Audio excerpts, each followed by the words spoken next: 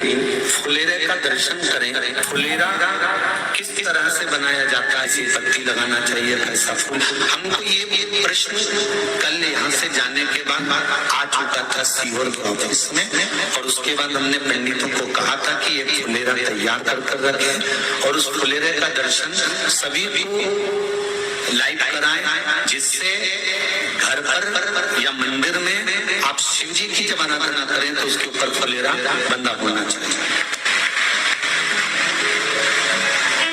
जैसे ये शिवलिंग आपने बनाया बालू रेत का, मिट्टी का, जो शिवलिंग का निर्माण करा है, उस शिवलिंग का निर्माण करने के बाद में आपके मध्य में जब आप शिवलिंग बनाते हो घर के अंदर हॉल में या मंदिर में, तो ऊपर कोई कुंडी वगैरह लगी हो, पंखा लगा हो, उस पे से रस्सी बांध कर लेकर आकर इस फुलेरे को इस तरह से शिव जी के ऊपर लटकाया जाता है। इसको फुलेरा कहते हैं। ये भगवान शंकर का अखंड सौभाग्य देने का फुलेरा होता है, जिसको माता पार्वती जी, उमा, कात्यायनी देवियों ने इसका स्मरण किया।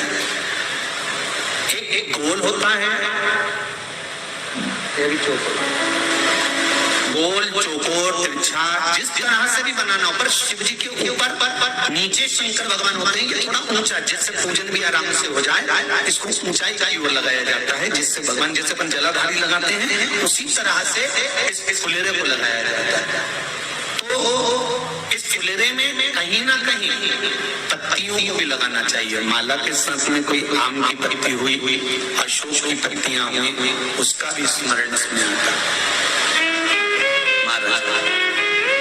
उसका भी स्मरण।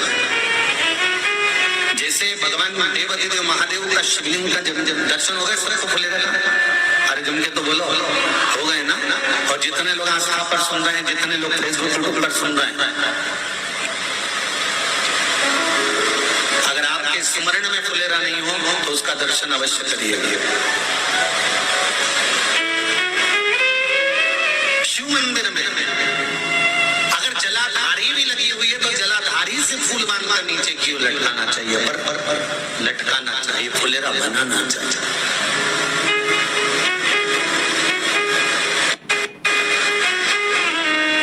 सात फल है फुलेरा, कितने फल है? सात। ध्यान दीजिएगा। पहला,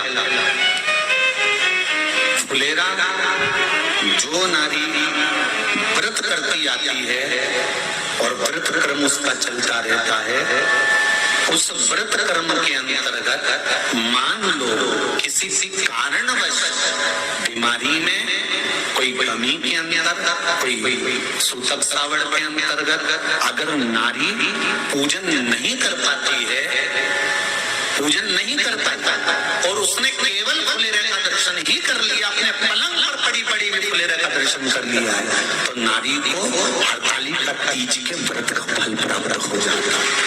7 फल हैं भगवान शंकर के हरतालिका तीज के फुलेरे का। पहला फल व्रत का मूल। दूसरा,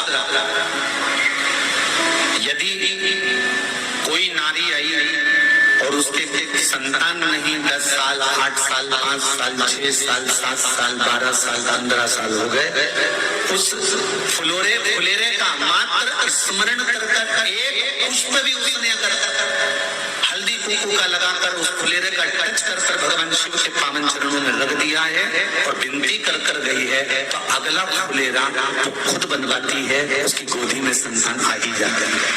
अगला फुलेरा वो खुद बनवाएगी, के जाएगी, जीजी अगली बार फुलेरा मेरी तरफ से बनवा देना, मंदिर में फुलेरा मेरी तरफ से लगवाना, अगली बार जब तुम पूजन करो तो फुलेरा मेरी तरफ से बनवाना। ये फुलेरे का महत्व। तीसरा, महाराज हम कोई दान, गौदान, हरतालिका तीज की किताब है आपके, जो लोग पढ़ते होंगे हरतालिका तीज की किताब, उसमें लिखा है ब्राह्मण देव को ये दान देना है, ऐसा दान देना है। अब कोई गरीब है, कोई साधारण है, नहीं है किसी की कैपेसिटी, नहीं दे सकता, तो क्या होता है? तो कहा हम गौदान नहीं कर पाते, हम स्वर्णदान नहीं कर पाते, हम वस्त्रदान नहीं कर पाते, हम मुद्रा दान नहीं कर पाते, हम अन्नदान नहीं कर पाते, हम ये सारे दान अगर नहीं भी कर पाते हैं तो शिव महापुराण की कथा कहती है 30 तीसरा फल फुलेरे का है कि मात्र फुलेरे का दर्शन स्पर्श कर लेने से सारे दानों का पुण्य फल प्राप्त हो जाता है। ये तीसरा फल फुलेरे। अब हरतालिका तीज का फुलेरे का चौथा महत्व है महाराज। चतुर्थ महत्व हरतालिका तीज के फुलेरे का है, जो कुंवारी कन्या हरतालिका व्रत करती है, पहली बार जो हरतालिका तीज का व्रत करती हैं या हरतालिका तीज का उद्यापन कर देती हैं, या किसी कारणवश शरीर ऐसा नहीं रहा कि बिना पानी के नहीं रह सकती, तो 2 बूंद अगर उन्होंने पानी भी पी लिया है या कोई कारणवश कुछ गलती हो भी गई है, तो मात्र फुलेरे का दर्शन कर लेने से वो गलती शंकर स्वीकार कर उसको क्षमा कर देते हैं। ये चतुर्थ भाव के अंदर।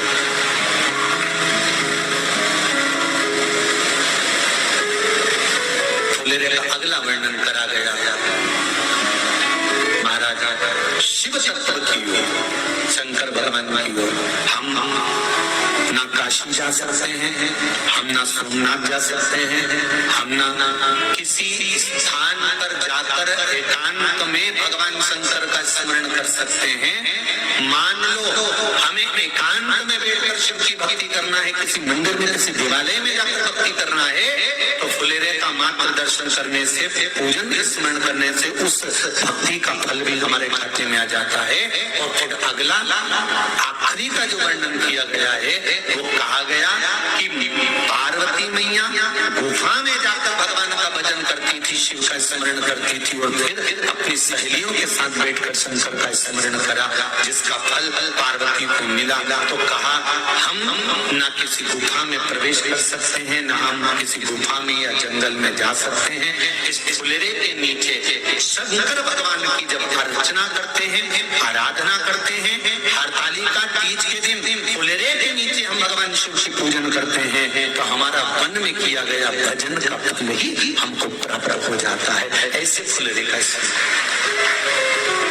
हरतालिका तीज का पूजन व्रत कुंवारी कन्या कर सकती है, शादी होने के बाद भी नारी कर सकती है, अंतिम अवस्था तक प्राण छूटे तब तक हरतालिका तीज का व्रत नहीं छोड़ना चाहिए। एक व्रत हमेशा याद रखो, एक एकादशी और एक हरतालिका। हाँ, इतना जरूर है, ज्यादा शरीर बेकार हो गया, बुढ़ापा आ गया, शरीर नहीं साथ दे रहा, तो कुछ फल खा लो, कुछ चाय, दूध, जूस आप लेकर कर लो। इतना भी नहीं बने, शरीर बहुत ही बेकार हो गया, तो आप एक समय फल का फलहार धारण कर लो, ठीक है। पर हरतालिका व्रत करने वाली माताएं भले उद्यापन कर दे, तो उस व्रत को थोड़ा हल्का कर लो। उद्यापन करा मतलब तुमने व्रत को हल्का कर लिया, थोड़ा हल्का कर सकते। हरतालिका तीज का जो व्रत का उद्यापन करते हैं उसमें 5 चीज रखते हैं ना, 5 कपड़े स्त्री के, 5 कपड़े पुरुष के, 5 तरह का अनाज, 5 तरह का फलहार, 5 तरह का फल।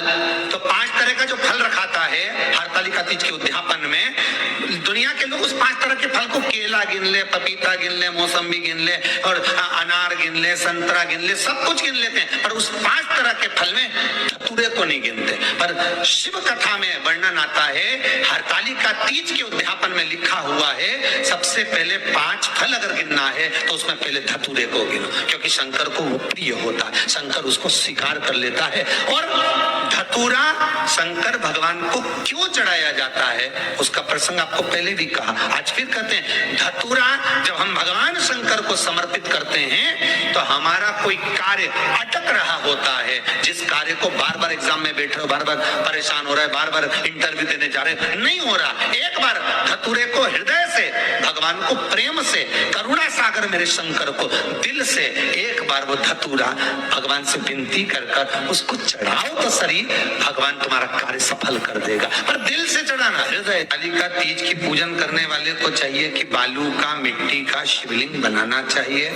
फुलेरा जो बनाया गया है ऊपर शंकर जी के ऊपर लटकाने के लिए, टांगने के लिए, उसके नीचे शिव, पार्वती, गणेश जी की सुंदर बालू की मूर्ति बना लेना चाहिए। पार्थिव लिंग का निर्माण कर लेना चाहिए। शिव की आराधना करना चाहिए।